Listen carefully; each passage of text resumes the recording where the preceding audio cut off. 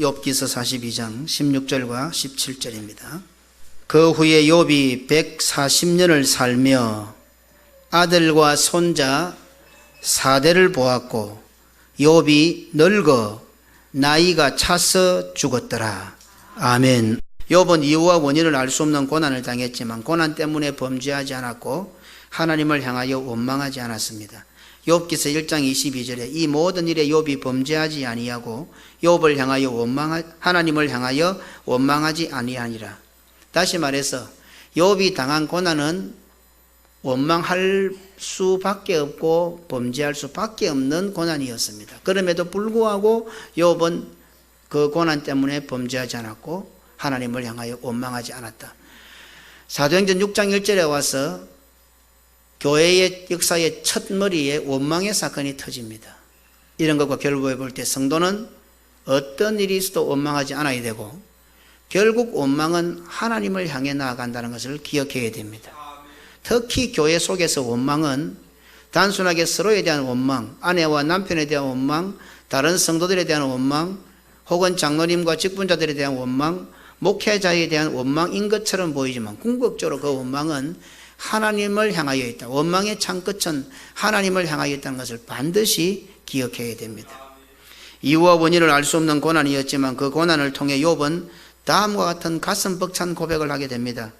욥기서 42장 5절에 내가 주께 대하여 귀로 듣기만 하였사오나 이제는 눈으로 주를 배움나이다. 사실 고난을 당할 때 욥은 그 원인과 이유를 몰랐습니다. 왜 내가 고난을 당하는지, 이런 고난이 나에게 오는지를 몰랐지만은 그 고난의 과정을 다 통과하고 난 후에는 귀로 듣기만 하였사오나 이제 주님을 눈으로 뵙습니다라는 고백을 하게 됩니다. 이런 욥에게 하나님께서는 갑절의 복을 주셨습니다. 42장 10절에 욥이 그의 친구들을 위하여 기도할 때 여호와께서 욥의 곤경을 돌이키시고 여호와께서 욥에게 이전 모든 소유보다 갑절이나 주신지라. 이런 것 보면 성도의 중보기도의 의미는 상당히 우리에게 좋은 교훈을 줍니다. 우리는 마치 남을 위해서 기도하는 것 같이 생각합니다. 남을 위해서 기도해 주는 것처럼 생각합니다. 그런데 오늘 보십시오. 욥이 자기를 괴롭혔던 친구들을 위해서 기도할 때에 하나님께서는 욥이 그렇게 기도하는데 욥의 어려움, 욥의 곤경을 돌이키고 계셨던 겁니다. 우리가 남을 위해서 기도해 준 것 같지만 결국 그 기도는 어떻습니까? 우리의 곤경을 돌이키는 하나님의 방법인 겁니다. 그리고는 하나님께서는 그렇게 기도하는 성도들에게 갑절의 복을 허락하시는 겁니다. 성경은 고난으로 인하여 욥이 처음보다 말년에 더 복을 받았다라고 기록하고 있습니다. 42장 12절에 여호와께서 욥의 말년에 욥에게 처음보다 더 복을 주시니, 처음보다 세월이 갈수록 말년에 더 많은 복을 받는 성도들이 되시기를 주님의 이름으로 축원합니다. 욥기서 42장 12절에 여호와께서 욥의 말년에 욥에게 처음보다 더 복을 주시니, 더 복을 주시니, 무슨 말입니까? 예, 처음에도 복을 받았다는 겁니다. 욥이 처음에도 복을 받았지만 말년에 더 복을 주시니, 세월이 갈수록 나이가 들수록 노년이 될수록 하나님으로부터 복을 더 받는 성도들이 되시기를 주님의 이름으로 축원합니다. 예, 처음에도 교회 사랑했지요. 처음에도 예수 잘 믿었지요. 처음에도 열정이 있었지요. 처음에도 봉사, 헌신, 충성 잘했지요. 그러나 노년이 될수록, 세월이 갈수록, 교회는 어느새 왕년에 그리 안 해본 사람 어디 있노? 아무 부끄러움 없이 그런 소리를 합니다. 그거는 세상이 하는 소리죠. 세상은 당연히 그래 될 수밖에 없죠. 그러나 하나님께서는 오늘 욥을 통해서 갑절의 복을 받는 성도들은 처음보다 더 복을 주시고 말년에 더 복을 주시고, 지금보다 말년에 더 복을 받고 싶은 사람들은 아멘 하십시오. 예. 이래도 아멘 하는 사람이 있어요. 참 기가 찬다. 예. 그럼 불쌍하게 주고 있어 그냥. 그러면 예. 하나님께서는 욥에게 소유의 복을 주신 후 자녀의 복을 주십니다. 욥기서 42장 13절에 또 아들 7과 딸 3을 두었으며, 그리고 마지막에는 욥 개인에게 복을 주십니다. 42장 16절로 17절에 그 후에 욥이 140년을 살며 아들과 손자 4대를 보았고 욥이 늙어 나이가 차서 죽었더라. 참 쉬운 문장인데 이 문장을 가지고 지금 한 달 내도록 고민을 하고 있습니다. 들으다 보니까네 도대체 이게 뭔 뜻이지? 그냥 우리가 흔히 말하는 장수의 복 뭐 그렇게 하면 간단한데 140년을 더 살았고 거기에다가 아들과 손자 4대를 보았고 늙어서 나이가 차서 죽었더라. 들으다 보니까 무엇이 궁금한 게 너무 많아요. 아직까지 명확한 무엇을 건지지는 못했어요. 고난 후 욥이 받았던 소유의 복, 자녀의 복, 욥 개인의 복은 전부 다 갑절이라는 복 안에 포함되어 있습니다. 하나님께서 베풀어 주신 갑절의 복 안에 소유의 복도 갑절, 자녀의 복도 갑절, 욥 개인이 받았던 복도 갑절, 갑절의 복이라는 카테고리 안에다가 딱 있습니다. 갑절의 복은 중생의 복이요, 부활의 복이요, 구원의 복이요, 성령의 복인 것을 우리는 잘 압니다. 이런 관점에서 욥이 받았던 소유의 복, 또 자녀의 복, 개인의 복을 다 적용시키면 훨씬 답이 쉽게 나올 수 있습니다.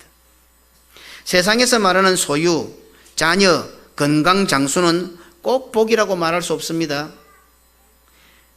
오히려 재산 많은 것이 독이 될 수도 있습니다. 자녀가 오히려 원수처럼 되는 경우도 있습니다.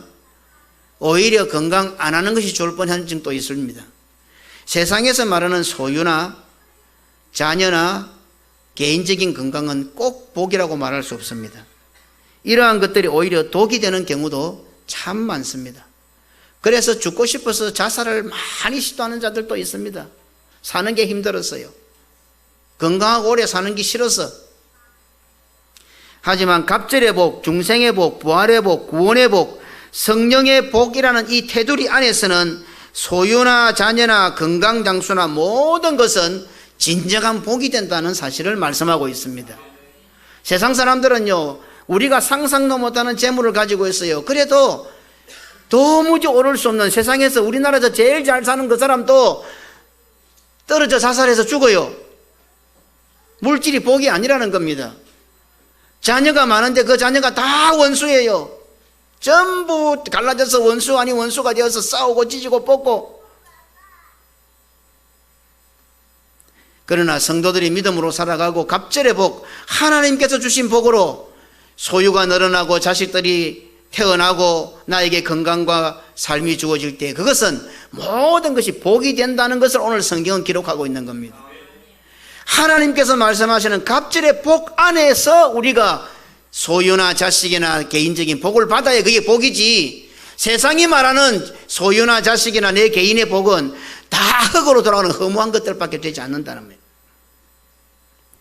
요한 3서 1장 2절에 사랑하는 자여 내 영혼이 잘된 같이 내가 범사가 잘되고 강건하기를 내가 간구하노라. 성경은 욥이 개인적으로 받은 복에 대해서 독특하게 기록하고 있습니다.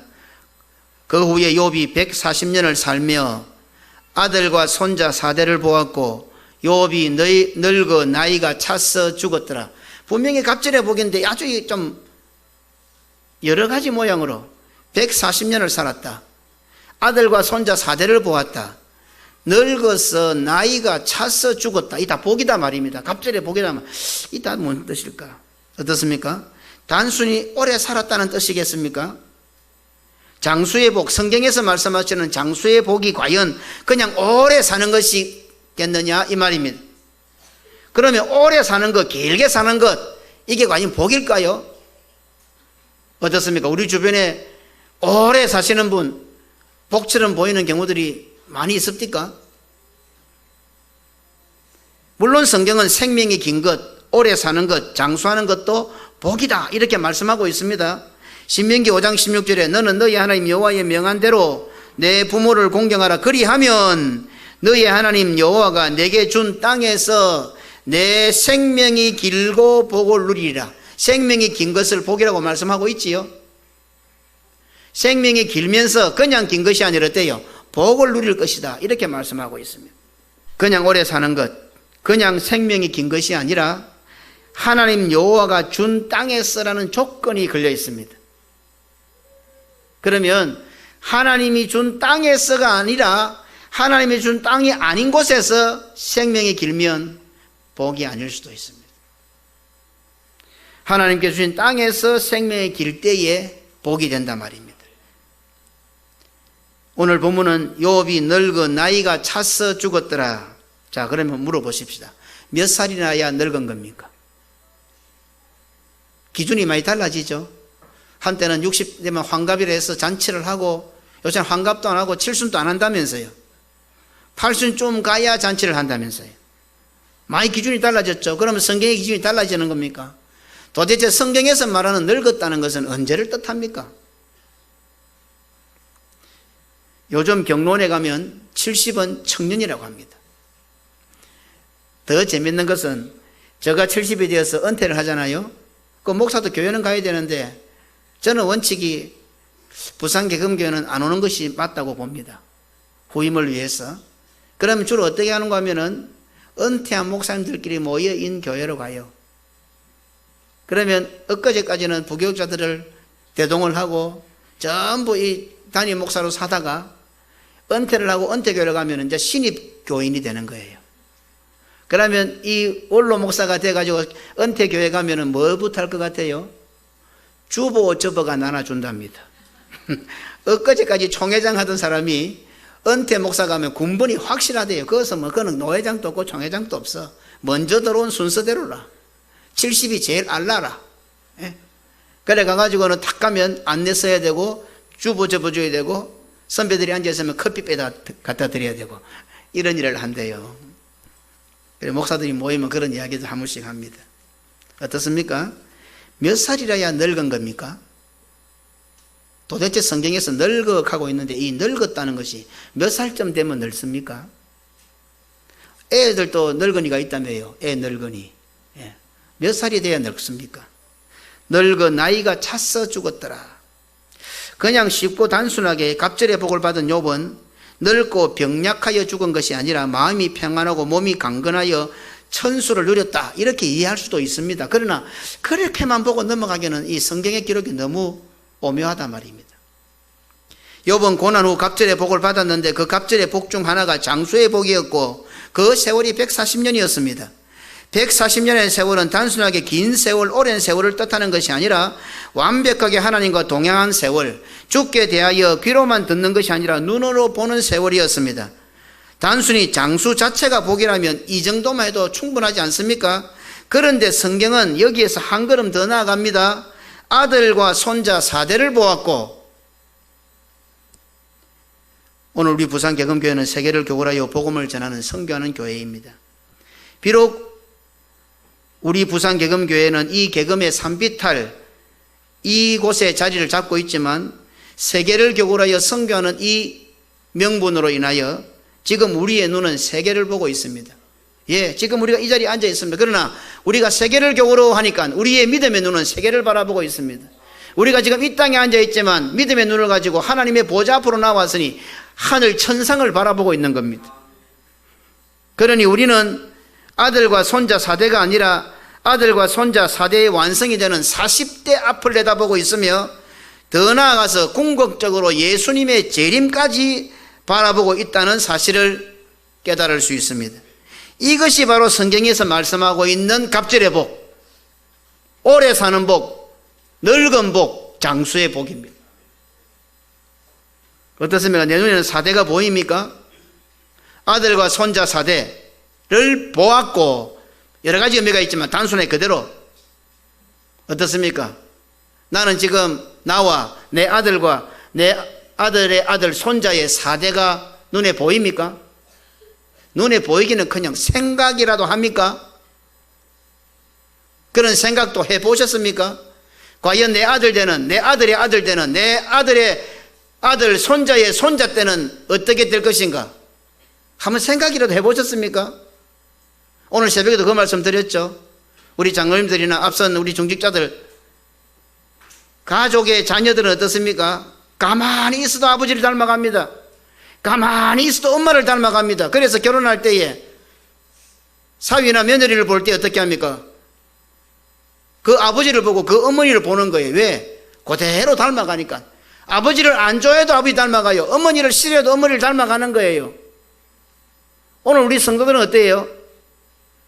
내가 지금 예배 드리는 것을 우리 아이들이 보고 있어요. 보는 거예요. 그래서 예배는 본다 이렇게 말하는 거예요. 예배를 드린다, 예배를 본다, 예배를 한다, 다 성경적인 의미예요.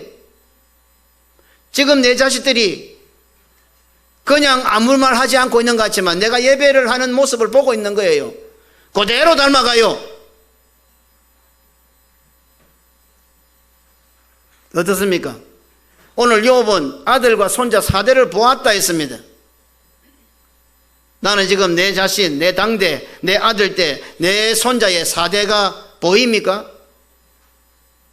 지금 나를 바라보고 있는 내 아들들, 내 손자들이 나를 어떻게 보겠습니까? 예배를 배우고 있는 거예요. 삶을 배우고 있는 거예요. 인생을 배우고 있는 거예요. 신앙을 배우는 거예요, 지금. 그래서 혀 짧은 아버지가 아들한테 나는 혀가 짧아서 바다 안 풍하지만 니는 절대로 바다 안 풍하면 안 된다. 바다 안 풍하지 말고 바다 안 풍해라.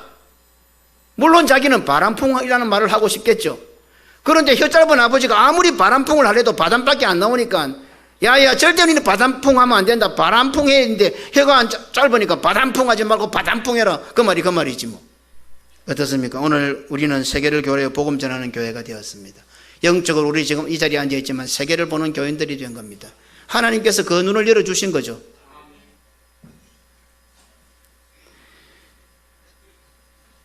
(4대가) 아니라 40대를 바라보고 세계를 보고 주님의 재림까지 바라보는 우리들이 되어야 되는데, 그런데 오늘 우리의 현실은 불안하기가 짝이 없습니다. 아들과 손자 4대는 그냥 당장 다음 대에 가서 교회가 문을 닫게 되지는 않을지, 고신의 신앙이 무너지지는 않을지 이구동성으로 걱정하고 있습니다. 오늘 노년들에 가서 물어보십시오. 오늘 다음 세대를 바라보며 기가 차지 않는가? 흔히들 하시는 말씀들이 말세다 말세. 이제 말세라는 말도 안 해요. 그렇죠? 희한하죠? 한 10년 전에는 말세라는 말을 참 많이 했습니다. 막 문화가 바뀌고 젊은이들 보고 가니까 아이고 말세다 말세. 그런데 이제는 아예 말세라는 말 자체도 안 합니다. 이제 당연한 거죠. 이러한 현상은 우리 성도들이 성경이 말씀하는 장수의 의미보다도 세상이 말하는 장수의 복으로 알고 있기 때문입니다. 그냥 세상 사람들도 장수의 복, 오래 사는 거, 건강의 복, 그냥 건강한 거. 세상 사람들이 말하는 장수의 복 정도로 예수 잘 믿으면 건강하고 예수 잘 믿으면 오래 산다, 장수의 복 받는다. 세상 사람들이 말하는 장수의 복이나 우리가 말하는 장수의 복은 똑같기 때문에 이런 현상이 나타나는 거예요. 성경이 말씀하는 장수의 복, 늙어 나이가 차는 복은요, 세상이 말하는 복하고는 전혀 다른 겁니다. 오늘 성도가 누리는 장수의 복, 성도가 누리는 늙어 나이가 차는 복은 욥에게 주셨던 하나님의 갑절의 복이라는 그 테두리 안에 있는 거예요. 우리가 욥처럼 하나님께서 허락하신 갑절의 복이 무엇인지도 모르고 갑절의 복을 누리지 못하고 있다는 단편적인 증거입니다. 그게 세상이 달라져서가 아니에요. 우리가 말씀을 모르고 신앙대로 안 살아서 그런 거예요. 하나님께서 말씀하시는 장수의 복에는 관심이 없고 전부 각자가 자기가 추구하고 원하는 장수, 그것을 복으로 생각하고 있기 때문입니다. 어떻습니까? 나는 지금 아들과 손자 4대를 보고 있습니까? 본인 당대도 못 보는데 어떻게 아들대, 손자대, 그 손자의 아들대가 눈에 보이겠습니까? 자신과 세상에 그토록 속아보았고 지금도 속고 있고 지금도 시행착오를 거듭하고 있으면서도 여전히 자기 자신을 보지 못하고 있지는 않습니까? 지금은 자신과 세상에 속고 있지 않습니까?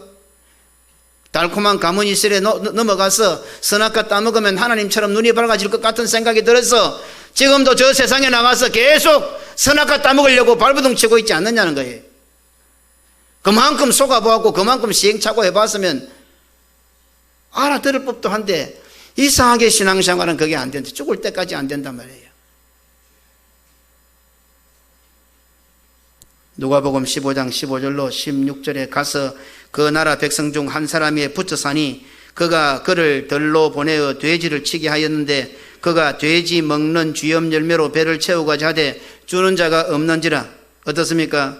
돼지를 치고 있으니까 잘 사는 것 같습니까? 돼지가 먹는 쥐염 열매로 배를 채우고 있으니 잘 먹고 나는 지금 잘 살고 있다고 생각이 드십니까?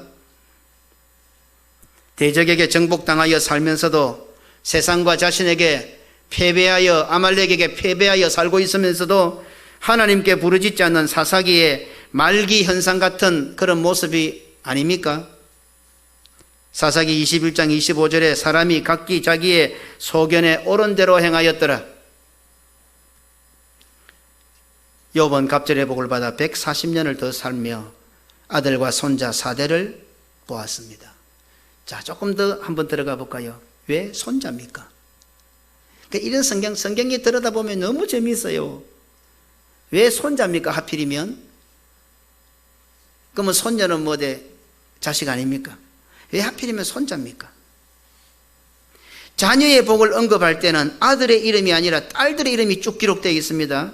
42장 13절로 15절에 또 아들 7과 딸 3을 두었으며 그가 첫째 딸은 여밈이라 이름하였고 둘째 딸은 거시아라 이름하였고 셋째 딸은 게렌합북이라 이름하였으니 모든 땅에서 욥의 딸처럼 아름다운 여자가 없었더라. 그들의 아버지가 그들에게 그들의 오라비들처럼 기업을 주었더라. 여기는 아들은 이름도 없어요. 그러나 딸 쓰이는 이름이 딱딱딱 기록되어 있고 어떻게 해요? 욥의 딸처럼 아름다운 사람이 없었다고 성경은 기록하고 있어요. 그런데 뒤에 와서는 어떻게 해요? 욥 아들 그리고 손자 4대. 왜 하필이면 손자입니까? 자, 한번 봅시다. 어제 이게 좀 궁금했어요. 욥이 아들과 손자 4대. 그러면 도대체 몇 대란 말인가? 다 통틀어서 욥 아들 손자 이래서 4대란 말인가? 아니면 욥 아들 손자 4대니까 손자가 하나 둘 셋 넷 6대가 되는가? 이것도 묵상을 해봤어요. 재밌죠 이것도, 그죠? 아들과 손자 4대니까 통틀어서 욥 아들 손자 이렇게 볼 수도 있겠죠. 또 하나는 욥 아들 손자 4대를 봤으니까 손자 6대가 될 수도 있겠죠. 어쨌든 성경은 손자 4대라고 기록하고 있습니다. 무슨 뜻이겠습니까? 간단하게 결론을 내리면 아들에 대한 신앙은 여자의 후손에 대한 신앙입니다.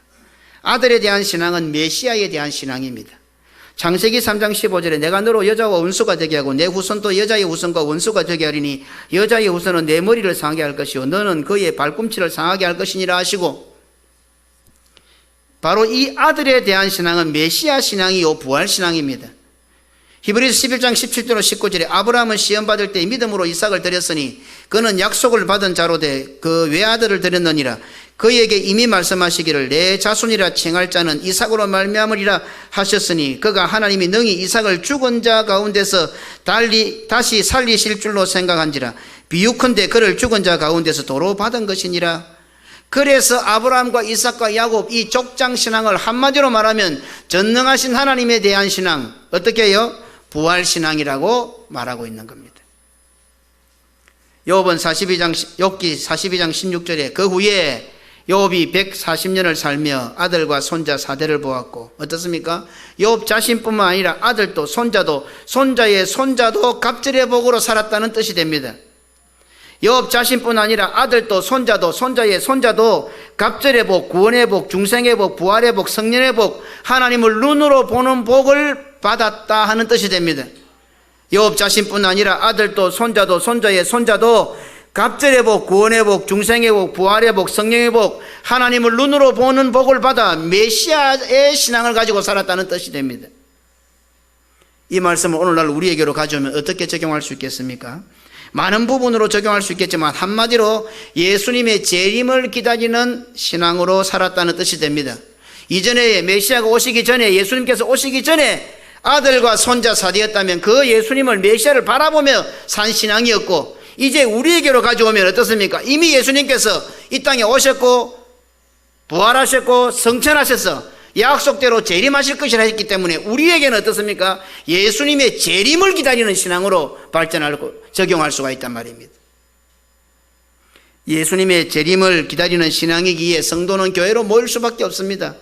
예수님의 재림에 대한 분명한 확신이 있기 때문에 주의를 지킬 수밖에 없고 예배 자리에 나올 수밖에 없습니다. 예수님의 재림을 기다리는 신앙이기에 충성봉사 하지 말아라 해도 어떤 고난과 어떤 박해가 있어도 충성봉사하는 겁니다. 빌립보 교회가 그렇게 가난하고 그렇게 힘들었지만 어떻게 했어요? 감옥에 있는 바울에게 성경금을 보냈지요. 성경은 그 사실을 극심한 가난 가운데 풍성한 연보를 했다고 그렇게 말하고 있지 않습니까? 이 성경 역사를 보면 너무 재미있어요. 그 가난한, 극심한 가난한 빌립보 교회가 옥에 있는 그 바울에게 먹을 것, 성경금을 보낸 거예요. 그런데 어떻게 됩니까? 빌립보 마지막에 가면은 그 가난한 교회에 바울에게 성경금 그 보낸 것이 이제 삭신하고 있다, 이렇게 말하고 있습니다. 뭔 뜻입니까? 그 극심한 가난한 교회의 성도들이 바울에게, 선교사에게 성경금을, 생활헌금을 보내었는데 그것이 삭신하는데 누가 어떻게 됩니까? 가이사가 너희들에게 문안한다. 황제가 그리스도에게로 돌아오는 역사가 일어나고 있다고 사도 바울은 편지를 적는 거예요. 이것이 우리들에게 기이한 일이에요. 이것이 복음의 역사예요. 모든 것 다 가진 황제가, 극심한 가난에 처해 있던 빌립보 교회가 바울에게 성경금 보내고 그 성경금이 결실을, 삭슬 내고 결실을 거두는데 가이사의 집안이 그리스도에게로 돌아오는 역사가 일어나고 있는 거예요. 참 복음의 역사는, 성경 역사는 무서운 거예요. 세계를 바꾸는, 역사를 바꾸는 거죠. 예수님의 재림을 기다리는 신앙이기에 하나님을 영화롭게 하고 그를 영원토록 절거하는 것이 인생의 제일된 목적이 될 수밖에 없습니다. 예수님의 재림을 기다리는 신앙이기에 세계를 교란하여 어떤 일이 있어도, 어떤 방해가 있어도, 어떤 아픔과 고통이 있어도 전할 수밖에 없는 것입니다. 어떻습니까? 예수님의 재림이라고 하니 너무 오랜만에 듣는 옛날 이야기 같지 않습니까? 만약에 오늘 지금 예수님께서 재림하신다면 어떤 생각이 듭니까? 안 하실 것 같은 생각은 안 듭니까? 설마 오늘 오시겠나? 설마 내일은 안 오시겠지? 설마 내 살아있는 날 동안은 안 오시겠지? 이게 너무 이제 타성이 젖어버린 거예요. 그러니까 예수님의 재림이라는 생각 자체가 이제 없는 거예요. 예수님은 오늘 밤에도 오실 수 있고 내일 또 오실 수 있다는 생각이 없어진 거예요. 이제는 아들, 손자, 손자의 아들, 손자의 아들은 고사하고 나 자신부터 문제가 있는 것 같지 않습니까? 욥은요, 아들과 손자 4대를 보았고 예수 믿는다는 덩은 가진 것 같은데 혹시 기름이 없는 것 같은 느낌이 안 듭니까 지금? 전부 덩은 다 가지고 있어요. 그리고 신랑은 기다리고 있는 것 같은데 기름이 없는 거예요. 마태복음 25장 3절에 미련한 자들은 덩을 가지되 기름을 가지지 아니하고, 덩 가진 것 때문에 신랑을 맞이할 수 있다고 착각하고 있지는 않습니까? 예수님께서 만약 신랑 되신 예수님께서 오신다면, 재림하신다면 어떤 소동이 일어나겠습니까? 마태복음 25장 6절로 13절에 우리 다 같이 한 목소리로, 좀 길지만 또박또박 같이 읽어보겠습니다. 시작. 밤중에 소리가 나되 보라 신랑이로다 맞으러 나오라 하매 이에 그 처녀들이 다 일어나 등을 준비할세 미련한 자들이 슬기 있는 자들에게 이르되 우리 등불이 꺼져가니 너희 기름을 좀 나누어 달라 하거늘 슬기 있는 자들이 대답하여 이르되 우리와 너희가 쓰기에 다 부족할까 하노니 차라리 파는 자들에게 가서 너희 쓸 것을 사라 하니 그들이 사러 간 사이에 신랑이 오므로 준비하였던 자들은 함께 혼인잔치에 들어가고 문은 닫힌지라. 그 후에 남은 처녀들이 와서 이르되 주여 주여 우리에게 열어주소서. 대답하여 이르되 진실로 너희에게 이르노니 내가 너희를 알지 못하노라 하였느니라. 그런즉 깨어 있으라. 너희는 그 날과 그 때를 알지 못하느니라. 아멘. 보입니까? 깨어 있습니까? 눈 뜨고 있습니까? 눈 감고 있습니까? 오늘 예수님께서 깨어 있으라 하네요. 보고는 있습니까? 아들과 손자 4대를 보았고. 이 말은 무슨 말입니까? 한마디로 언제 예수님께서 오셔도 나는 말할 필요도 없고 아들도 말할 필요 없고 손자의 아들도 말할 필요 없고 그 손자의 아들도 예수님 맞을 준비가 다 됐다는 겁니다. 자, 그러면 이제 예수님께서 하는 천군 천사 천상의 호령과 납발 소리로 공중에 재림을 딱 하십니다. 나는 어떨 것 같아요? 지금 나는 어떤 상태일까? 예수님 오신다면 제가 가끔씩 예를 드리잖아요. 하도 성도들이 자불고 딴짓하고 엉뚱짓하고 예배 안 드리니까 장로님하고 목사님하고 짰어. 그리고 딱 제일 많이 잘 때쯤 시간에 설교 한 20분쯤 돼가 지루할 쯤 될 때 목사님이 딱 치니까 강제상기에서 빵빠레가 팍 올려가는 성도들이 깜짝 놀랐어요. 예수님이 재림하셨다 하니까 어떻게 했을 것 같아요? 전부 오자 밑으로 다 숨들 안 합니까? 나는 어떨 것 같아요? 한번 묵상해 보시기 바랍니다. 지금 예수님이 재림하신다면 예수님 반갑습니다 하고 뛰쳐나갈 수 있을 것 같아요? 교육은 백년지 대계요 문화는 천년지 대계라는 말이 있습니다. 성도의 자녀 교육은 백년지 대계. 오늘 이 140년이니까요 그냥 욥이 오래 산 거 아니에요. 욥이 받은 아들들, 그 아들의 아들들, 그 손자의 아들들, 그들에게 신앙교육 시키고 언제 주님이 오시더라도 나와 내 아들과 내 손자와 내 손자의 손자와 손자의 손자까지도 바른 믿음을 가지고 신앙을 가지고 살았다는 뜻이 된단 말입니다. 오늘 우리는 그런 신앙교육을 하고 있어요. 내 아들 탓할 것이 아니라 내가 지금 그래 안 되는데 내가 나를 못 보는데 무슨 아들을 봐요. 천년만년 아들한테 뭐라고 해보세요. 그 아들이 잔소리하는 거 듣지. 그냥 생활에도 아버지 닮아가잖아요. 내가 예배드리는 모습, 나의 어떤 가치관, 나의 인생관, 교회를 바라보는 것, 하나님 앞에 충성봉사하는 것, 그냥 사람만 봐요. 지금은 조금 애들이 이해를 못해도 다 따라오게 돼 있어. 전부 다 저기가 저기를 못 보고 자기가 그게 안 되는데 아이들은 전부 잔소리한다고 듣지. 그걸 했다가 속으로는 말 안 하지만 나도 난 빨리 커서 내가 돈 벌을 보자. 언젠가는 내가 이 꼴을 안 보지. 당신은 잘 알았어. 당신은 뭐 교회 가면 그런 척하고 집에 오면 그렇지 않고. 아이들이 다 알고 있단 말이에요. 그게 문화는 천년지 대계라. 우리는 뭐 5천년의 역사, 우리 한국의 어떤 문화, 한국인. 오늘 우리 가정은 어떤 가풍을 가지고 있습니까? 우리 집은 어때요? 집에 들어서면 그 느낌이 옵니까? 여러분들 개인 가정 개인적인 신앙 문화는 어떻습니까? 집안에 그거를 위해서 노력하고 있습니까? 봅니까? 교육은 손자 4대를 보았고 백년지 대계라고 한다면 각 가정에 나의 사랑하는 아들, 아들의 아들, 아들의 아들, 주님 오실 때까지 내 가정의 신앙 문화는 어떻게 형성되고 있습니까?